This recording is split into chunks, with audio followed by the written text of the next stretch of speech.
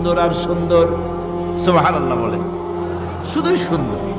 ফুলের সৌন্দর্য দেখেন, গাছের সৌন্দর্য দেখেন, জমিনের সৌন্দর্য দেখেন, পাখির সৌন্দর্য দেখেন।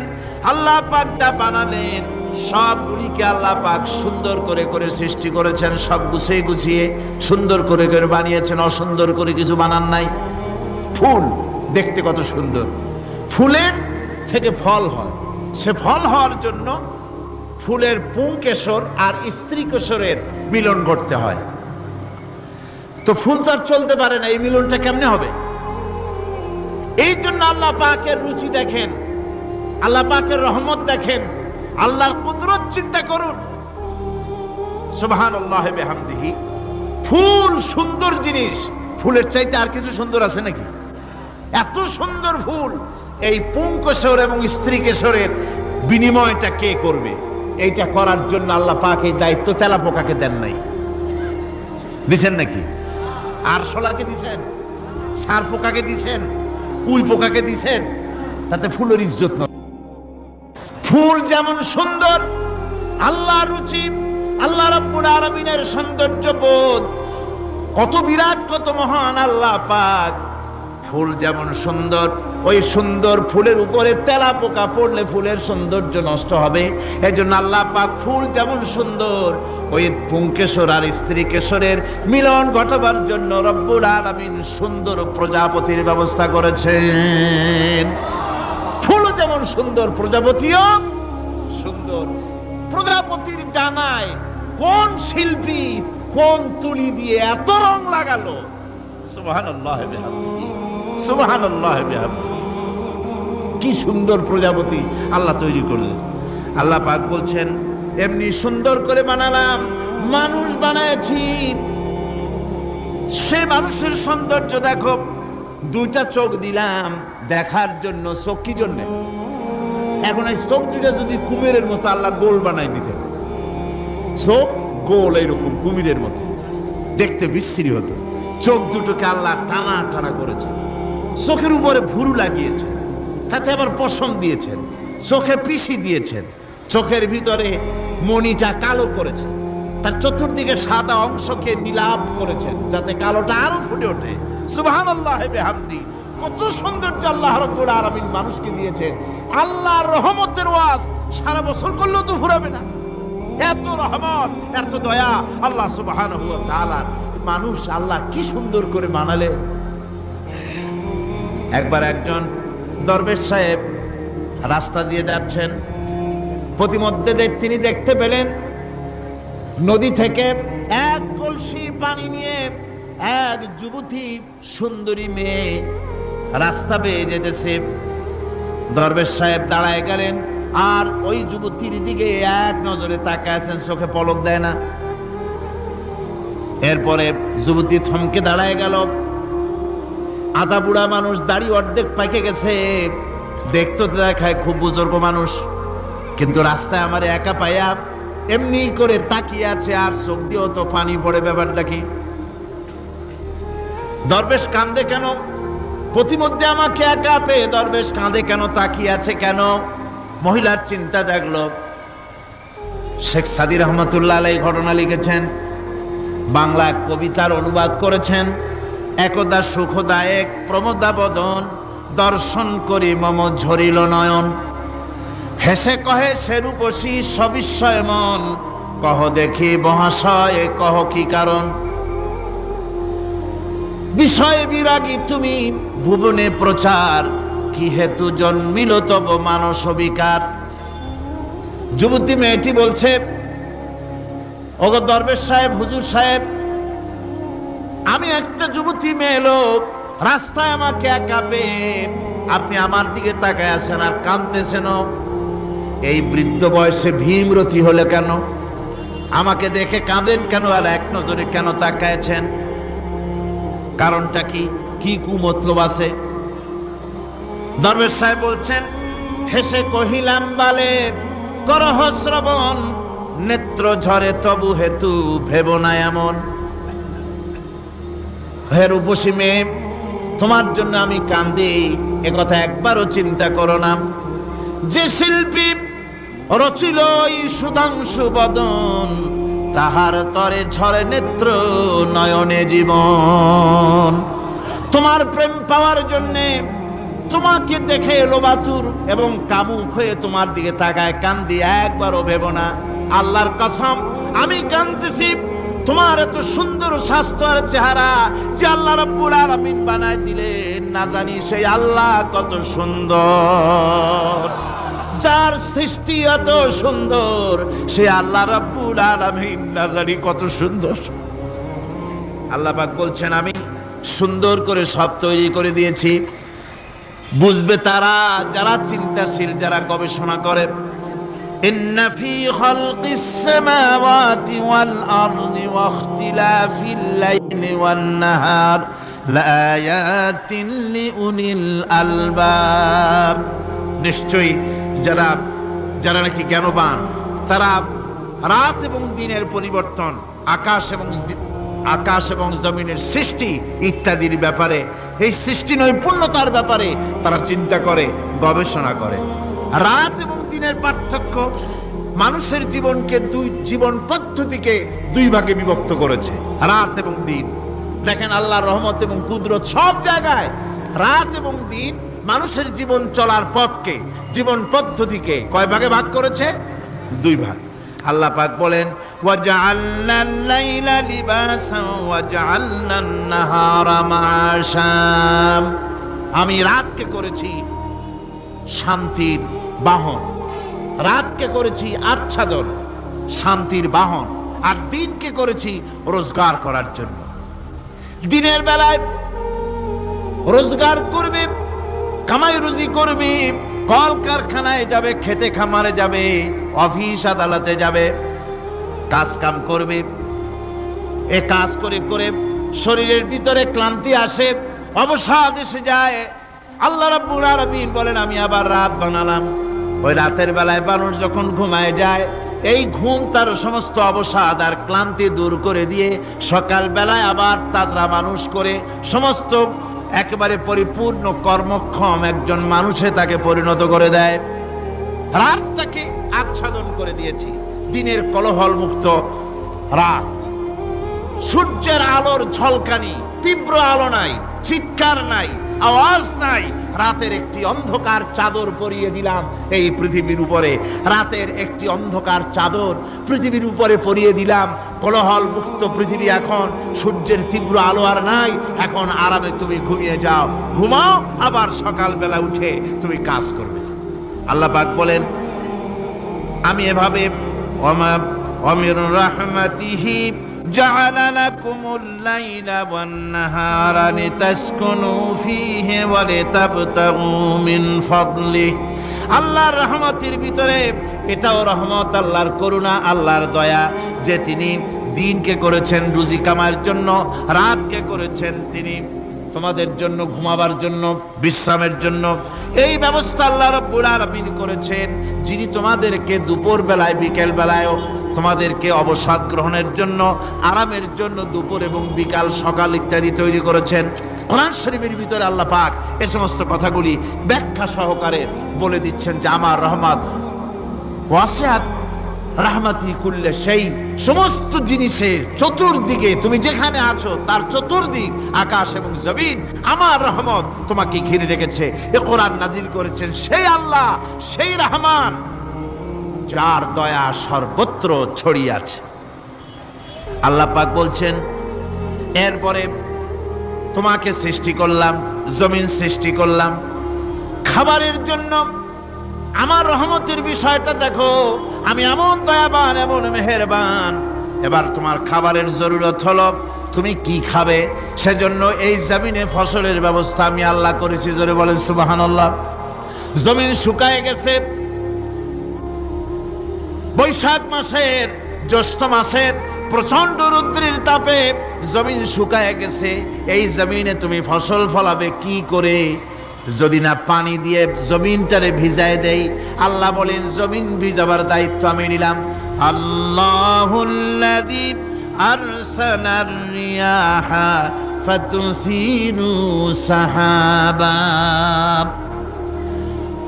সমুদ্রের পানি লবণাক্ত পানিগুলি বাষ্পীয় আকারে উত্থিত হয়ে যায়, মেঘমালায় পরিণত হয়ে যায়। বাতাসকে বলি, এই মেঘকে টেনে নিয়ে যাও অমুক জায়গার উপরে। মেঘ চলে এলো। আল্লাহ বলেন, ফাসুকনাহু ইলা বালাদিন মাইয়িতিন ফাআহইয়ানা বিহিল আরদা বাদা মাউতিহা। সব জিনিস রাখেন, আস্তে আস্তে করে ধ্বংস হয়ে যাবে, পচে যাবে। ওই মাটির ভিতরে ধান এবং গম, আপনার ফসল, আপনার খাদ্য, আপনার রিজিককে আমানত করে দিলেন। আল্লাহ পাক ওটাকে হেফাজত করলেন।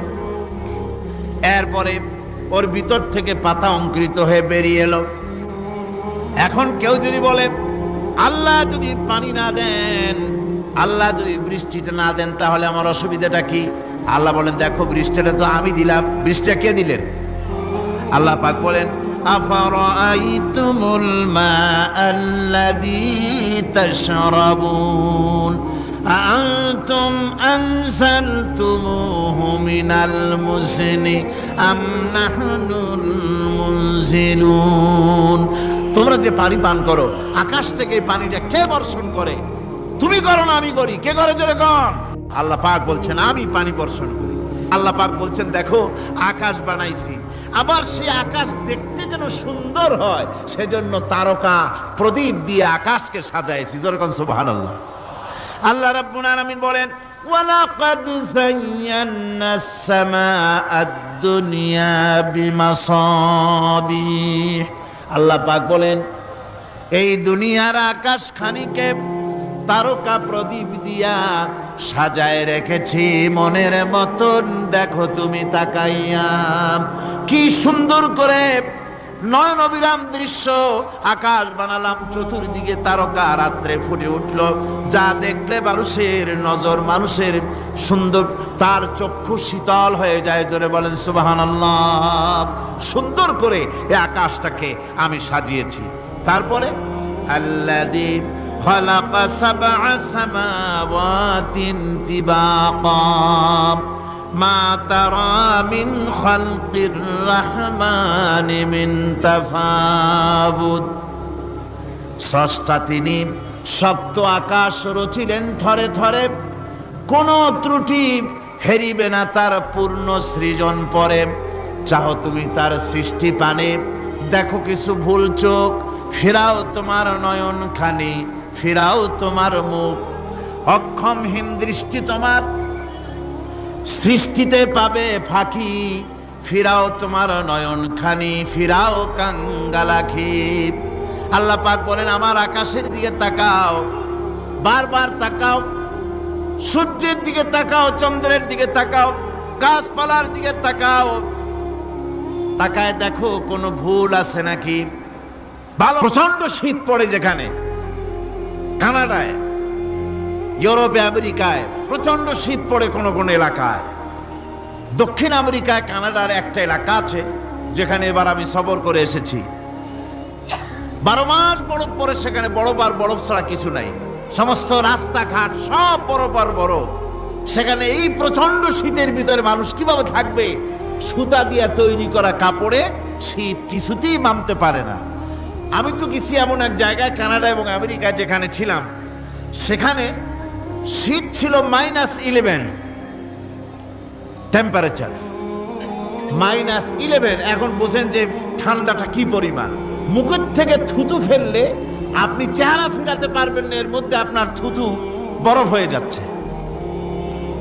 এই রকমের প্রচন্ড ঠান্ডায় সব রকমের কাপড় চোপড় যা ছিল এগুলো সব কিনে গায়ে দিয়ে আমি 1-3 হয়ে গেছি ভুলিয়া। তারপরেও আমার মনে হচ্ছে ঠান্ডা আমার হাত দিয়ে স্পর্শ করতেছে। তাহলে বরফের দেশ যেটা, এস্কিমোরা যেখানে বাস করে, সেই মানুষগুলির অবস্থা কি? ওই এস্কিমোরা যেখানে বাস করবে, 12 মাস যেখানে বরফ পড়বে, ওই জায়গার মানুষগুলো কি করে, কি গায়ে দিয়া বাঁচবে? এ পরিকল্পনা, এই চিন্তা দুনিয়ায় কেউ করে নাই, রহমান করেছেন। আল্লাহ রাব্বুল আলামিন পশু তৈরি করেছেন, পশুর গায়ে পশম দিয়েছেন, চামড়া দিয়েছেন, সেই জায়গার মানুষগুলি চামড়া দিয়া জামা তৈরি করে গায়ে লাগায়, শীত ঢোকে না। সুবহানাল্লাহ বিহামদি। চামড়া দিয়ে জামা তৈরি হচ্ছে, কাপড় চোপড় তৈরি হচ্ছে। আল্লাহ বলেন এভাবে করে কত কিছু হলো। চামড়া দিয়া জামা বানাইলা, পশম দিয়ে শাল তৈরি করলে, কম্বল তৈরি করলে, গোশতগুলো পাইকারি ধরে খাইলে জম্মের খাওয়া। তারপরে হাড্ডিগুলি দিয়ে সার তৈরি করলে, এই পশু তোমাকে পাহারা দিল বাড়িতে, কুত্তায় সারা রাত পাহারা দেয় তোমার বাড়িতে। কুত্তা আবার পুলিশেও চাকরি করে। ইংল্যান্ডে, লন্ডনে দেখেছি আপনার সেখানে কুকুর, ওকে ট্রেনিং দেওয়া হয়, কুকুর পুলিশে চাকরি করে। কোনো পুলিশ আছে হাবিলদার, সাব ইন্সপেক্টর, তবে কুত্তা জানে না যে সাব ইন্সপেক্টর কিনা আসে। বিভিন্ন বিভাগ তাকে দেওয়া হয়েছে এবং তারা এত নির্ভরযোগ্য, শুধুমাত্র চোরের ছবি আর তার ব্যবহৃত জামা কাপড় একটুখানি নাকে শুকায় দেবে কুত্তাকে, পুলিশ আর যাওয়া লাগবে না। এই কুত্তা পুলিশই যথেষ্ট। খুঁজা চোর যদি একবার তার নজরে এসে যায় আর ছাড়াছাড়ি নেই, তাকে হাজির করবে, পুলিশের সামনে এনে হাজির করবে। তো এই কুকুর বাড়িতে পাহারা দিচ্ছে আপনার জন্য, তারপরে পুলিশের দায়িত্ব পালন করতেছে। মানুষ মরে গেলে কোথায় মরেছে সেগুলি সন্ধান করে নিয়ে আসতেছে, মাইন কোথায় পোতা আছে তা খুঁজে নিয়ে আসতেছে। কত উপকার আল্লাহ পাক করছেন। আল্লাহ পাক বলছেন, দেখো বান্দা, তোমার জন্য এই ধরনের অসংখ্য নিয়ামত আমি দান করেছি। আর এই নিয়ামতগুলি কার থেকে আসছে?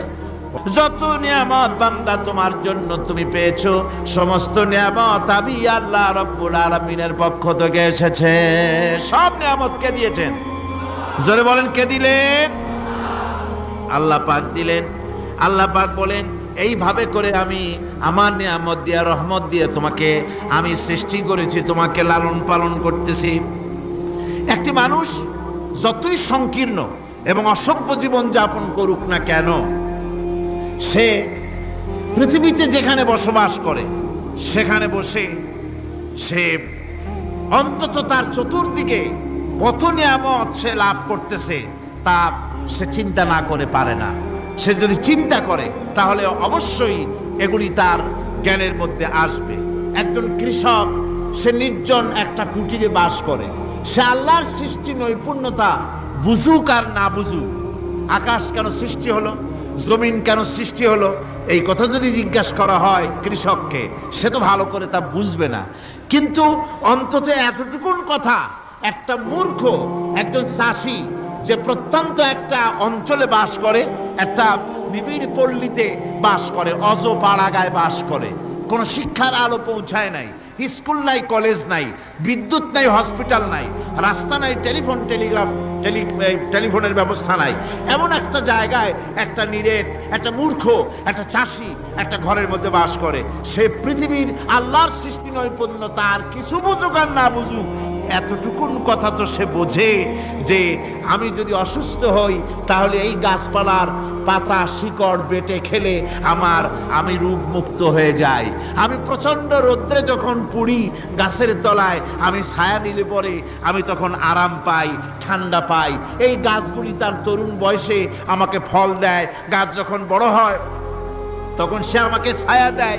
এই গাছের তক্তাগুলি দিয়ে, গাছ দিয়ে কাঠ হয়, তা দিয়ে তক্তা হয়, তা দিয়ে খুঁটি হয়, তা দিয়ে আড়া হয়, তা দিয়ে নৌকা হয় ইত্যাদি সে বুঝতে পারে। তাছাড়া এই গাছ যখন বুড়ো হয়ে গেল, শুকিয়ে গেল, তখন এই গাছ দিয়ে আগুন জ্বালায়া আমি রান্না বান্না করি। গাছ এত আমার উপকার করছে, তার দ্বারা উত্তাপ পাই, আলো পাই, এত কিছু পাই। একটা মূর্খ লোকও চিন্তা করলে এতগুলি জিনিস সে অনুভব করতে পারে এবং এরপরে তার চিন্তা চলে যায় যে এই সমস্ত নিয়ামত এমনি এমনি হয় নাই, নিঃসন্দেহে একজন এগুলি সৃষ্টি করেছেন, তার নাম আল্লাহ। তার নাম কি? তার নাম রহমান। যারা বলেন তার নাম কি? রহমান। তিনি আল্লাহ পাক বলেন, এই সমুদ্রকে আমি আল্লাহ তোমার নিয়ন্ত্রিত, তোমার নিয়ন্ত্রণাধীন করে দিয়েছি সমুদ্রকে, আর তার ভিতরে তাজা মাংস, তাজা গোশত তোমার জন্য রেখেছি, খাবার রেখেছি। আবার তুমি পরিধান করতে পারো এমন জিনিসও, ব্যবহারের জিনিস সমুদ্রের মধ্যে রেখে দিয়েছে। তার মানে হলো সমুদ্রের ভেতরে, তার ভিতরে মাছ রয়েছে, টাটকা মাছ আছে, মণিমুক্তা আছে, স্থলভাগে পৃথিবীর মাটির উপরে যত জিনিস আছে, যত নিয়ামত আছে, সমুদ্রের তলদেশে তার কোনো অংশে কম নাই, বরং তার থেকে আরো বেশি আছে। মাটির উপরে যত নিয়ামত আছে, সম্পদ আছে, মাটির তলায় তার থেকে কোনো অংশে কম নাই। অনেক নিয়ামত মাটির তলায় আছে, খনিজ দ্রব্যগুলি মাটির তলায় থাকে। সমুদ্রের তলদেশে অসংখ্য নিয়ামত আল্লাহ রাব্বুল আলামিন রেখেছেন। বলছেন, আমি হচ্ছে রহমান, আমার দয়ায় ভরা, আমি তোমার সমস্ত প্রয়োজন আমি আমার দয়া দিয়ে আমি মিটিয়েছি। আমার ভাইরা, আল্লাহ সুবহানাহু ওয়া তাআলা তিনি হচ্ছেন রহমান।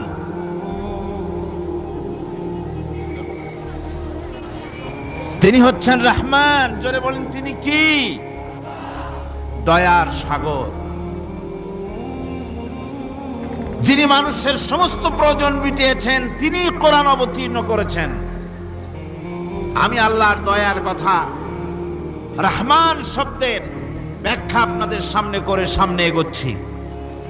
আল্লাহ পাক বলছেন যে আমি এই পৃথিবী সৃষ্টি করলাম, মাটিতে তোমাদের জন্য চতুষ্পদ জন্তু সৃষ্টি করেছি, বাতাসের উপরে পাখিরা সাঁতার কাটছে, আর পানির ভিতরে মৎস্যরাজি রয়েছে।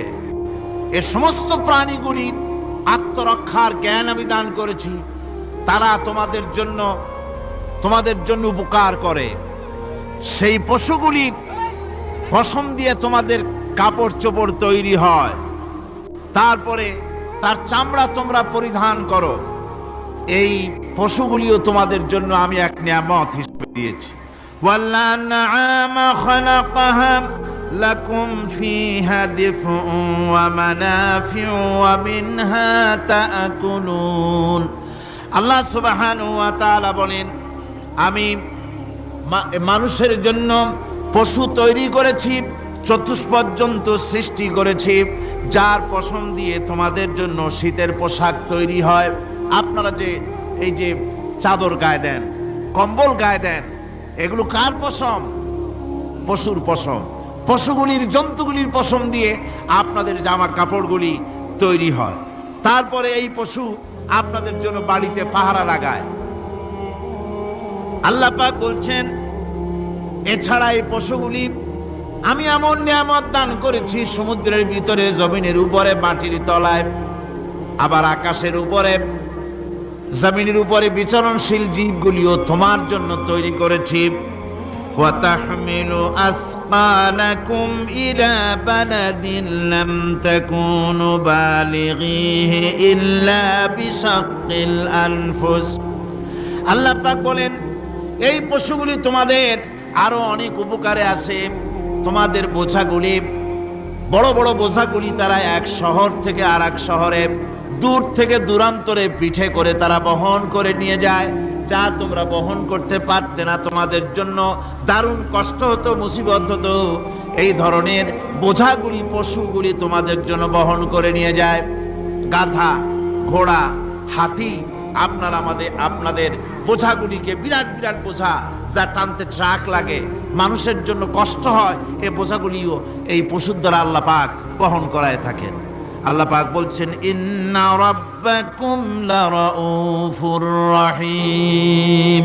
নিশ্চয়ই তোমাদের রব, তিনি তোমাদের প্রতি অত্যন্ত দয়াশীল। তার দয়া পৃথিবীর চতুর্দিকে ছড়িয়ে আছে। তিনি আমাদেরকে এ কোরআন নাজিল করেছেন, এ কোরআন আমাদেরকে শিক্ষা দিয়েছেন। এমন এক রহমান, যার দয়া পৃথিবীর চতুর্দিকে সর্বত্র ছড়িয়ে আছে। আল্লাহর দয়া চতুর্দিকে কি ছড়িয়ে আছে? কোন? আল্লাহর দয়া, আল্লাহর মহব্বত, আল্লাহর করুণা সর্বত্র ছড়িয়ে আছে। আল্লাহ পাক বলছেন, পশু সৃষ্টি করলাম, পশুগুলি তোমাকে পাহারা দিল, তার কষ্ট তোমরা খেলে, তাকে দিয়ে তোমরা মাল বহন করলে, তার পশম দিয়ে জামা কাপড় বানালে।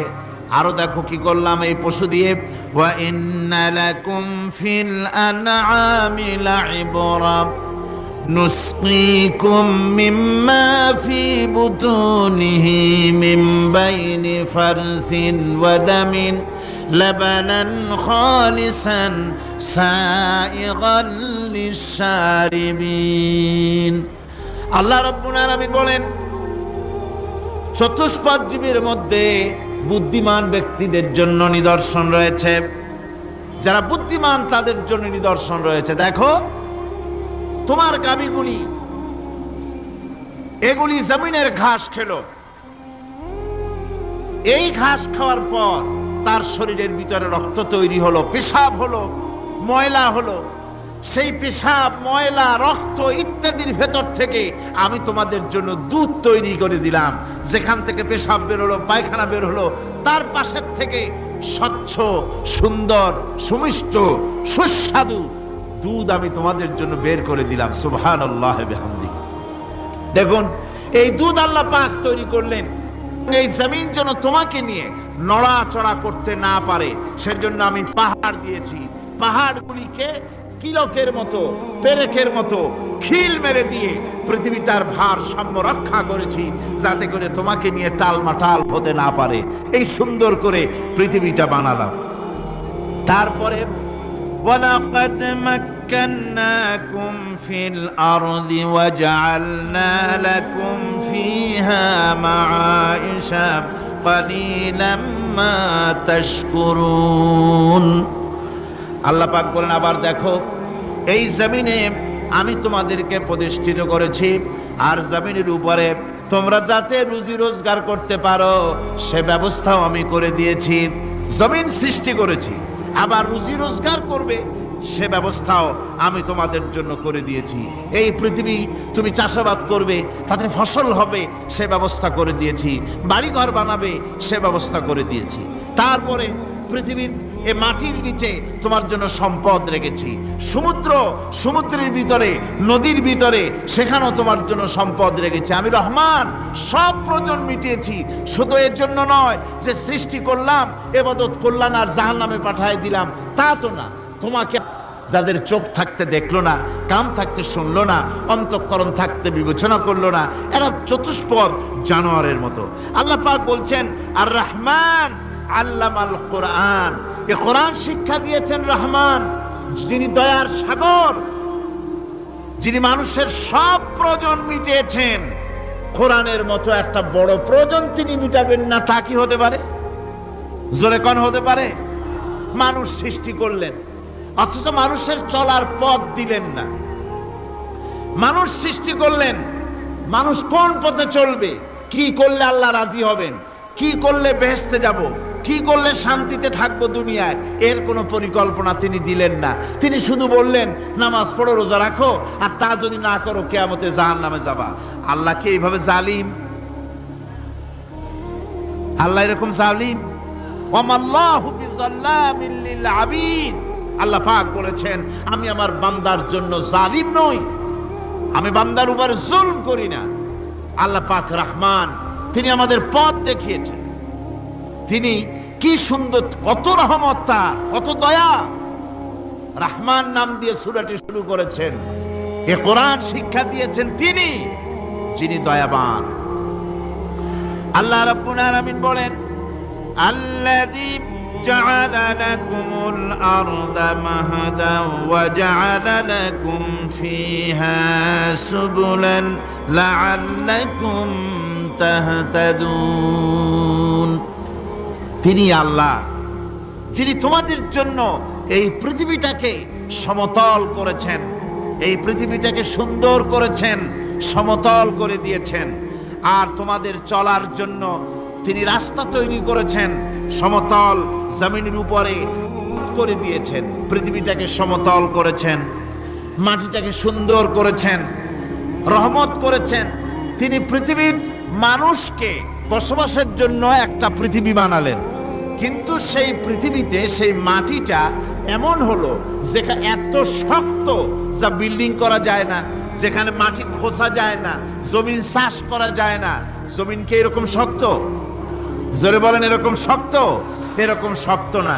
আবার বৃষ্টি পড়লে যে কাদা হয়, ওই রকম যদি জনমের মতো আল্লাহ কাদা বানায় দিতেন যে মানুষ দাঁড়াইতেই পারে না, কাদার মধ্যে ডুবে যায়, এরকম যদি অবস্থা হতো, তাহলে এই পৃথিবীর এই জমিনের উপরে মানুষ বাড়িঘর বানাইতে পারতো না। ঠিক কিনা কর? আল্লাহ পাক বলছেন, আমি একটা ভারসাম্য